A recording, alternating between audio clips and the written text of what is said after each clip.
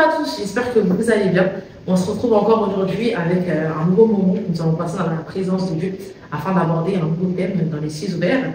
Mais avant de commencer, comme pour l'habitude, nous allons simplement remettre ce moment entre les mains de Dieu. Prions.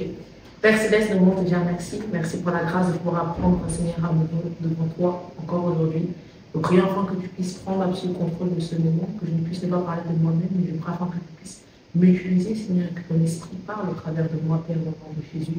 Permets qu'à travers ce moment, nous puissions apprendre, comprendre, que nous puissions être enrichis et bénis, Seigneur, par la lecture, Seigneur, et le partage de ce moment et de cet instant au nom de Jésus. Merci encore, Seigneur, pour cette opportunité, car nous savons, nous croyons que c'est une grâce que de pouvoir, Seigneur, apprendre à traiter, Seigneur, quotidiennement. Ainsi, à nouveau, nous prions, prends contrôle, Père, au nom puissant de Jésus, j'ai prié. Amen.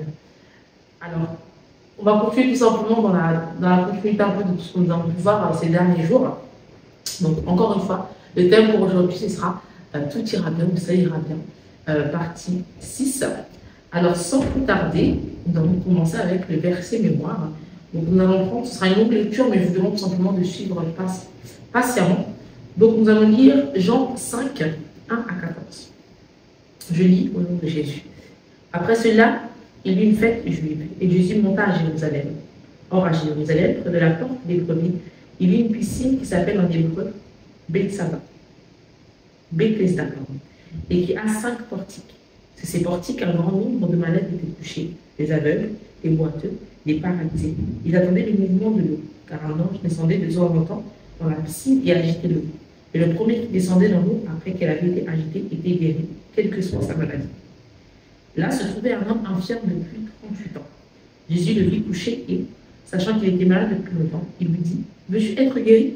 L'infirme lui répondit « Seigneur, je n'ai personne pour me plonger dans la piscine quand l'eau est agitée, et pendant que j'y vais, un autre descend avant moi. Lève-toi, lui dit Jésus, prends ton brancard et marche. » Aussitôt, cet homme fut guéri, il prit son brancard et se mit à marcher. Verset 10, c'était un jour de sabbat, et les Juifs dirent donc à celui qui avait été guéri, c'est le sabbat, il n'était pas permis de porter ton brancard. Il lui répondit, celui qui m'a guéri m'a dit, prends ton brancard et marche. Ils lui demandèrent, qui est l'homme qui t'a dit, prends ton brancard et marche? Mais celui qui avait été guéri ne savait pas qui c'était, car Jésus avait disparu dans la foule qui était à cet endroit.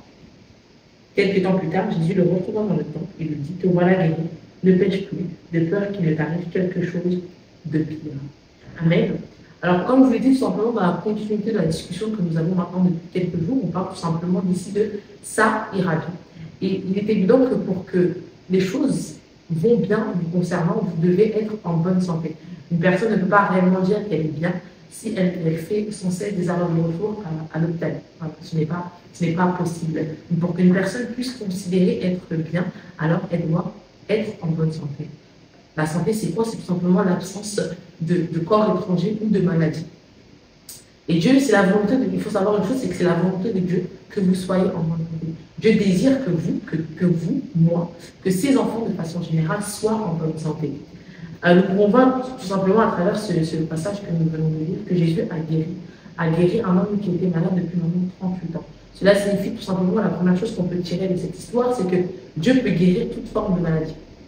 On peut également voir à travers cette histoire que Dieu peut guérir même une maladie qui, voilà, ici, on voit l'exemple d'un homme qui était malade depuis 38 ans. Donc vraiment, Dieu peut guérir à n'importe quel moment. Peu importe la durée de votre maladie, peu importe ça fait combien de temps vous êtes malade, Dieu peut tout simplement vous visiter à n'importe quel moment. Et ma prière pour vous aujourd'hui est que si vous êtes malade, ou que si par exemple un membre de votre famille, vos proches, vos amis sont malades, je prie afin que Dieu puisse les guérir au nom puissant de Jésus. Amen. Alors, il faut savoir que l'une des sources de la maladie, c'est le péché.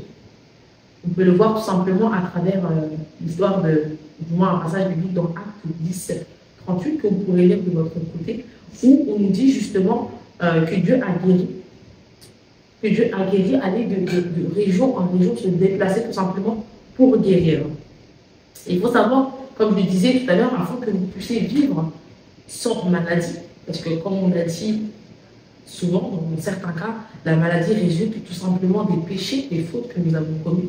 Et pour que vous puissiez garder et avoir la santé, pour que tout aille bien concernant votre santé tout au long de cette année, il faut tout simplement vous éloigner du péché. Vous ne pouvez pas demeurer dans le péché et espérer que que finalement votre santé soit bonne. Parce que voilà, encore une fois, l'une des conséquences du péché peut être la maladie. Et c'est ce que notre Père dans la foi, parce qu'il a débrouillé, nous encourage ici, en fait, tout simplement, c'est que vous puissiez tout simplement vivre une vie qui glorifie Dieu, vivre une vie qui n'aura pas pour conséquence la maladie. Parce que comme on sait tous, je pense, toute action, toutes les choses que nous faisons ont une conséquence, que ce soit positive comme négative. On parle ici également que Jésus, encore une fois, on parle ici de la guérison, de ce que Jésus peut faire dans la vie de chacun. Et encore une fois, il nous est demandé de vivre une vie qui glorifie Dieu, vivre une vie de sainteté, pour ne pas attirer la maladie. Mais si on se penche sur le dernier verset que j'ai lu tout à l'heure dans le livre de Jean 5, verset 14, on nous dit ici, quelques temps plus tard, Jésus le trouva dans le temple et lui dit, te voilà guéri, ne pêche plus, de peur qu'il ne t'arrive quelque chose de pire. Il faut savoir qu'à partir du moment où Dieu visite votre situation, à partir du moment où Dieu vous guérit, pour pouvoir maintenir cette guérison, vous devez ne pas retourner dans le péché qui a causé cette maladie. Je ne sais pas si vous me suivez jusqu'ici, mais tout simplement pour pas attirer quelque chose de pire. Il faut tout simplement vivre une vie de sainteté. Pardon. Et c'est ce que Jésus conseillait à cet homme dans la Bible, de ne pas, il dit ici, mot pour mot, ne pêche plus, de peur qu'il ne t'arrive quelque chose de pire. C'est-à-dire, à partir du moment où Dieu visite votre situation, pour éviter que quelque chose de pire ou que la maladie ressurgisse, vous devez tout simplement vivre en accord avec la parole de Dieu. Une fois que Dieu vous visite, c'est à vous maintenant de prendre la décision de demeurer dans la sainteté. Un exemple, si maintenant, demain, disons que vous faites quelque chose de pas très de mal, tout simplement. Imaginons que vous allez, je ne sais pas pour ceux qui conduisent, on va prendre un exemple de la vie courante. Si vous conduisez et vous conduisez vite, vous aurez, voilà, on vous retirera un certain nombre de points. Vous recevrez également une amende. Mais à partir du moment où vous répétez à chaque fois cette action-là, c'est votre permis que vous perdrez. Je ne sais pas si vous me suivez. Donc ça veut dire quoi? C'est tout simplement, c'est à partir du moment où vous prenez conscience que ce que vous faites peut attirer quelque chose de mauvais, peut avoir une conséquence qui est mauvaise, qui sera à votre détriment, c'est à vous de prendre la décision de ne pas demeurer dans ce que vous faites de mal. Mais prenez la décision tout simplement de changer cela en bien. Changer cette situation, changer votre péché, et demander tout simplement à l'Éternel afin qu'il puisse vous remplir des fruits de l'Esprit, afin de pouvoir conserver cette guérison. Donc pour clôturer et pour faire très simple, pour être bien, il faut être en bonne santé. Et pour pouvoir être en bonne santé, c'est à vous et à vous seulement, parce que tout dépend de votre action, de votre habitude, de votre façon de vivre. Pour que vous puissiez rester en bonne santé, il faut tout simplement que vous marchiez conformément à la parole de Dieu. J'espère que vous avez été bénis par ce moment. Je prie tout simplement pour que Dieu puisse continuer et vous donner la grâce de vivre conformément à sa parole au nom de Jésus. Soyez bénis.